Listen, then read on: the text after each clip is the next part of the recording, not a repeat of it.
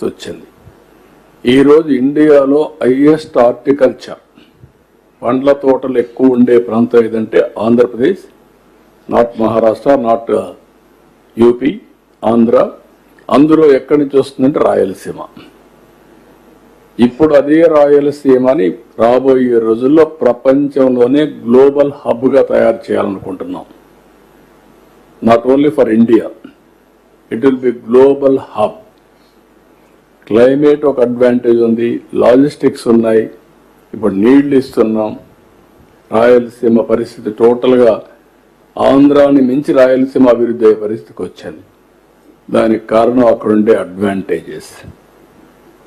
అందుకే ఒకప్పుడు మీరు గుర్తుపెట్టుకోవాల్సింది, ఈ ప్రాజెక్ట్ అనేది నా మనసుకు చాలా దగ్గరుండే ప్రాజెక్ట్. ఫస్ట్ డే ఇక్కడ మీరు ఉన్నారు, చాలా మంది ఫస్ట్ డే నుంచి కూడా ఈ ప్రాజెక్టులో మీరు అసోసియేట్ అయ్యారు. నేను వచ్చినప్పుడంతా వచ్చారు. నేను సోమవారాన్ని పోలవరంగా పెట్టుకున్నాను. ఎవ్రీ మంత్ ఒకసారి ఒక నెలకు కానీ 2 నెలలకు ఒకసారి 60 సార్లు 70 సార్లు ఇక్కడికి విజిట్ చేశాను. ఎన్నో కష్టాలు ల్యాండ్ ఎక్విజిషన్ అవన్నీ కూడా పరిష్కారం చేశాం. కాంట్రాక్టుల్లో చాలా సమస్యలు వస్తే అవన్నీ అధిగమించాం. 72% పూర్తి చేశాం.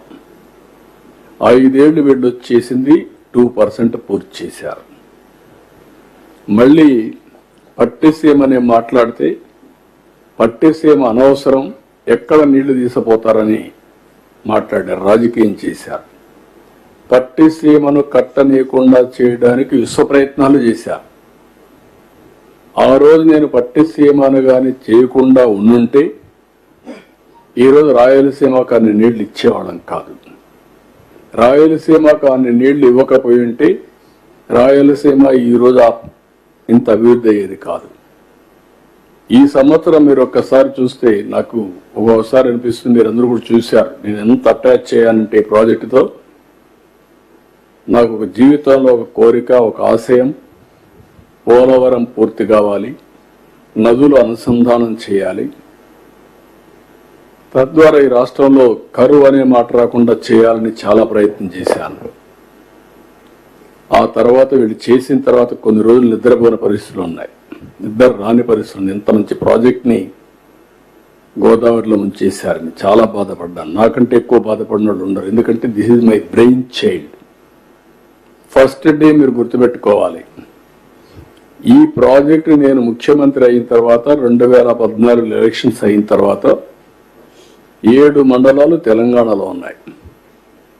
ఆ రోజు నేను ఒకే మాట చెప్పాను ప్రధానమంత్రి గారికి, రాజ్నాథ్ సింగ్, వెంకయ్యనాయుడు గారు ఉంటే ఒకటే చెప్పాను, 7 మండలాలు తెలంగాణలో ఉండి మీరు నేషనల్ ప్రాజెక్ట్ డిక్లేర్ చేస్తే ఆ 7 మండలాలు రాకపోతే ఇది ప్రాజెక్ట్ పూర్తి కాదు. దానివల్ల నేను ముఖ్యమంత్రి అయినా మీరు ఏమంటారు, మళ్ళీ తెలంగాణ ఒప్పుకుంటే తప్ప ఇది జరగదని చెప్పి అడ్డం పెట్టే పరిస్థితి వస్తుంది. కాబట్టి నేను ప్రమాణ స్వీకారం చేయను, మీరు 7 మండలాలు ఇస్తే తప్ప నేను చేయనంటే ఫస్ట్ టైం చరిత్రలో 7 మండలాలు ఇస్తూ ఒక ఆర్డినెన్స్ ఇష్యూ చేసి ప్రెసిడెంట్ ఆఫ్ ఇండియా క్లియర్